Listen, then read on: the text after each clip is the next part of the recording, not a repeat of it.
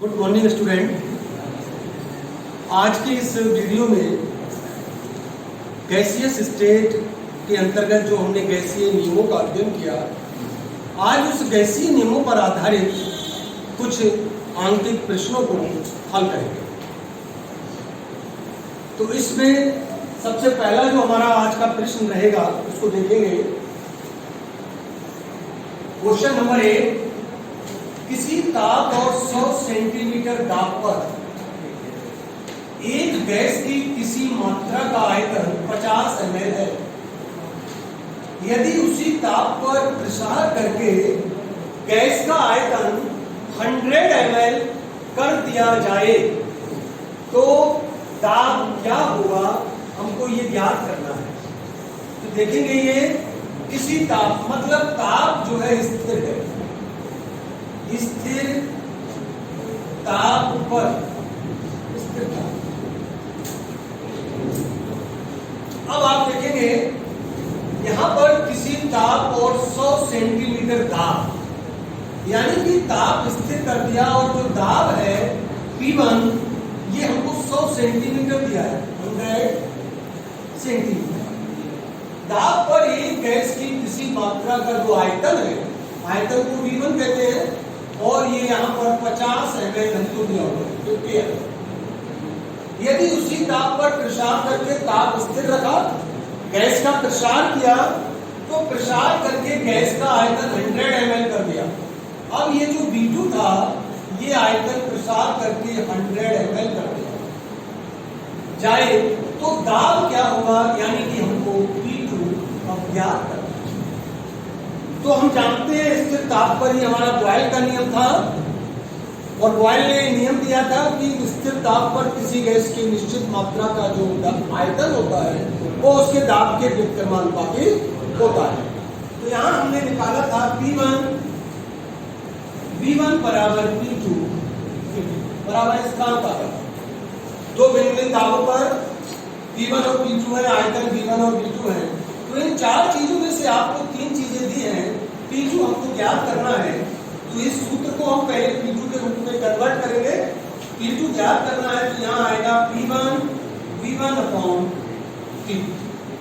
अब P1 का मान हमको दिया है 100 सेंटीमीटर, V1 दिया है हमको 50 ml, V2 आयतन दिया है हमको 100 ml। तो हमें P2 ज्ञात करना है, तो P2 100 से 100 काट दीजिए, तो P2 जो आ जाएगा आपका 100 सेंटीमीटर, क्योंकि दाब सेंटीमीटर में है तो 100 सेंटीमीटर। अब आप इस क्वेश्चन को ये देख सकते हैं कि आंसर सही है या गलत है। तो आप ये जानते हैं आयतन और दाब एक दूसरे के व्युत्क्रमानुपाती। अब आपने जो आयतन था वो 50 ml से बढ़ाकर 100 कर दिया, आयतन में वृद्धि की, तो दाब में क्या होगा, दाब में कमी होगी। इसीलिए दाब P1 पहले 100 सेंटीमीटर था, तो जब आयतन बढ़ाया तो दाब घटा। इसका मतलब सही है उत्तर हमारा P1 से कम आएगा दाब 50। इसी क्रम में हम अगला क्वेश्चन देखते हैं जो अगले नियम पर आधारित है। तो ये गणना हमारी बॉयल के नियम पर थी। अब देखेंगे दूसरा क्वेश्चन है, 27 डिग्री सेंटीग्रेड और किसी निश्चित दाब पर एक गैस का आयतन 100 ml था। यदि उसी दाब पर गर्म करके गैस का आयतन 110 ml कर दिया जाए तो गैस के ताप में कितना परिवर्तन होगा। यहाँ पर दाब स्थिर कर दिया है, यानी कि ये घटना स्थिर दाब पर है, और जब दाब स्थिर होता है तो हमारा चार्ल्स का नियम लगता है। 27 डिग्री सेंटीग्रेड है, यानी कि T1 हमको 27 डिग्री सेंटीग्रेड है, और यहाँ पर हमको ये परम ताप में बदलना होता है। तो 27 को हम परम ताप में बदलेंगे, 27 प्लस 273 बराबर 300 केल्विन।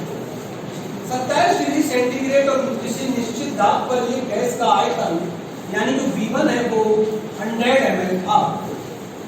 अब क्या किया, यदि उसी दाब पर दाब स्थिर रखा, गैस को गर्म किया करके आयतन अब V2 जो था वो 110 ml कर दिया जाए तो गैस के ताप में कितना परिवर्तन होगा, हमको T2 ज्ञात करना है।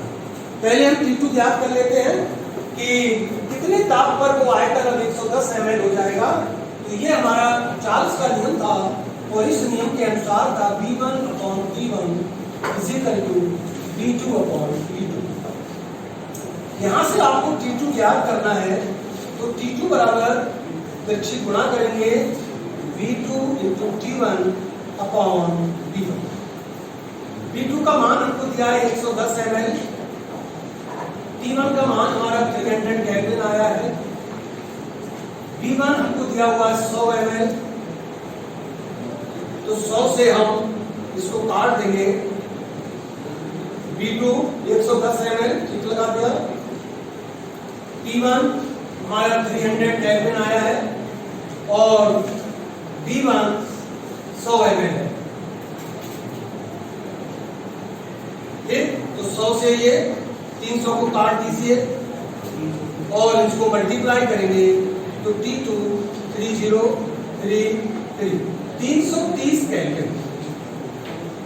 अब आपका आंसर उसमें 27 डिग्री सेंटीग्रेड दिया है, तो अगर इसको आप डिग्री सेंटीग्रेड में चेंज करेंगे तो 330 माइनस 273 घटा दीजिए, 7 12 7, तो ये आया हमारा 57 डिग्री सेंटीग्रेड। 57 डिग्री सेंटीग्रेड ताप पर उस गैस का आयतन जो है 110 ml है।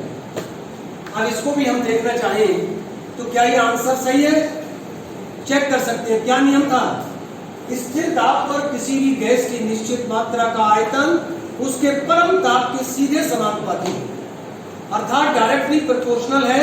अगर आप आयतन बढ़ाएंगे तो ताप बढ़ेगा। देखिए हमारा पहला आयतन 100 था, इसको प्रसार करके 110 किया, आयतन में वृद्धि की, तो ताप हमारा ओरिजिनल T1 कितना था? 27 डिग्री, और अब ताप कितना हो गया हमारा? 57 डिग्री सेंटीग्रेड। सही है, आयतन में वृद्धि हो रही है, ताप में भी वृद्धि हो रही है। तो यहाँ हमने T2 ज्ञात कर लिया। अगर आप देखना चाहें कितना परिवर्तन होगा, अगर परिवर्तन ही आपको निकालना है डेल्टा T, तो ये निकाल दीजिए T2 माइनस T1, अगर जरूरत है तो। T2 हमारा 57 डिग्री सेंटीग्रेड आया, T1 कितना है हमारा? 27, घटा दीजिए, 7 में से 7 गया 0, 5 में से 2 गया, तो 30 डिग्री सेंटीग्रेड का परिवर्तन हो। 30 डिग्री सेंटीग्रेड अगर ताप में वृद्धि करोगे तो आयतन 100 ml से 110 ml हो जाए। तो इस प्रकार ये आपकी दूसरी गणना। इसी में अब हम तीसरा क्वेश्चन देखेंगे जो हमारा गैस समीकरण पर आधारित है। एक गैस का 27 डिग्री सेंटीग्रेड और 600 मिलीमीटर दाब पर 1 लीटर आयतन था। यदि ताप 55 डिग्री सेंटीग्रेड तथा दाब 800 मिलीमीटर कर दिया जाए तो गैस के आयतन की गणना कीजिए। तो यहां पर हम देखते हैं T1 हमारा क्या दिया है? T1 27 डिग्री सेंटीग्रेड, ये T1 होगा। T1 को तुरंत ही हम केल्विन में बदलेंगे, 27 प्लस 273 300 केल्विन। दाब P1 हमको दिया है 600 मिलीमीटर, 600 मिलीमीटर। दाब पर 1 लीटर आयतन था, वॉल्यूम V1 1 लीटर। अब क्या किया? यदि ताप 55 डिग्री सेंटीग्रेड कर दिया जाए, यानी कि T2 55 डिग्री सेंटीग्रेड, इसको भी आप केल्विन में बदलें, 55 प्लस 273 चेंज करें, 5 और 3 8, 7 और 5 12, उससे 2 और 1 3, 3 8, 7 और 5 12, 2 और 1 3, 328 केल्विन तथा दाब 800 मिलीमीटर। अब P2 जो था वो 800 मिलीमीटर कर दिया, दोनों की इकाई एक ही है, तो गैस का आयतन कितना होगा, यानी B2 हमको ज्ञात करना है। इसमें 6 चीजें होती हैं, 5 दी हैं और छठा आइटम हमको ज्ञात करना है। इसका फार्मूला रहता है P1 upon T1 is equal to P2 upon T2। अब यहां से हमको B2 ज्ञात करना है, ये B2। तो जब B2 ज्ञात करना होगा तो देखिए कृषि गुणा करें, V1 इंटू T2 बटे, अब B2 नीचे आएगा, B2 इंटू T1। यहां पर इनकी वैल्यू को रखते हैं। P1 है हमारा 600, V1 है 1 लीटर, तो ये आयतन भी 1 लीटर में ही आ जाएगा। अब ये आप देखें T2 हमको दिया है 328 केल्विन। B2 आयतन हमको ज्ञात करना है, गलत हो गया। B1 तिरछी गुणा करेंगे तो कोई बात नहीं, ये हमारा B1 और T2, इसको करेंगे B2 तो ये आएगा T1 और T2, यहाँ P2। अब ये P2 हमारा है 800 मिलीमीटर और यहाँ B2 हमको ज्ञात करना है और T1 की वैल्यू दी है 300। तो जब हमने फार्मूले को इस रूप में कर लिया तो अब गलती के चांसेस कम रहेंगे। अब हम इसको जरा देख लेते हैं। 300 से काट दीजिए, 300 दूनी 600, 200 से काट दीजिए, 200 चौक 800, फिर 4 से और काट सकते हैं, 4 से काटेंगे तो 100 आ जाएगा और 4 से काटेंगे तो 4 8 32 और 4 दूनी 8। अब इसमें एक काम करना होगा, देखिए ये आया हमारा 82/100। यहाँ एक चीज ये देखना है आपको कि ये जो आयतन है वो मिलीमीटर में दिया हुआ है, तो यहाँ हमको आयतन ml में लेना पड़ेगा, लीटर है ये। तो यहाँ इसलिए 1 लीटर बराबर 1000 ml। तो यहाँ पर इसकी वैल्यू रखोगे, ml में रखोगे, यहाँ पर हम 1000 करेंगे। अब यहाँ 1 2 काट दीजिए, ये आया B2 बराबर 820 ml। ये आपको यूनिट जरूर ध्यान रखनी है, ये मिलीमीटर में था तो आयतन ml में लगेगा, लीटर में नहीं लगेगा, इसलिए हमने B1 को ml में चेंज कर लिया।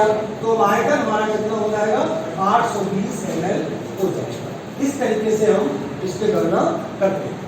एक और बहुत महत्वपूर्ण क्वेश्चन जो हमारा आदर्श गैस समीकरण पर आधारित है, इसको भी हम देखेंगे। देखिए ये है कि 27 डिग्री सेंटीग्रेड ताप, तो 27 प्लस 273 बराबर 300 केल्विन, और एक वायुमंडल दाब, यहाँ हमको वायुमंडल में दिया है कि एक वायुमंडल एटमॉस्फेरिक प्रेशर पर किसी दाब पर 100 ml गैस, ये आयतन जो भी है वो 100 ml है। गैस का भार जो स्मॉल w है वो 0.1 ग्राम है। तो गैस के अणुभार की गणना करो, हमको m निकालना है और r का मान आपको अपनी तरफ से लगाना होगा। r बराबर 0.0821 लीटर वायुमंडल प्रति डिग्री प्रति मोल। ये r की वैल्यू लीटर में है और आयतन आपको ये ml में दिया है, तो यहाँ ये आयतन को आप पहले लीटर में बना लो। 100 ml बटे 1000 बराबर 0.1 लीटर, तभी आंसर आएगा। अब आपका क्या सूत्र था, ये PV बराबर nRT। n का मान होता था गैस का भार बटे गैस का अणुभार, तो यहाँ पर हम रखेंगे PV बराबर W/mRT।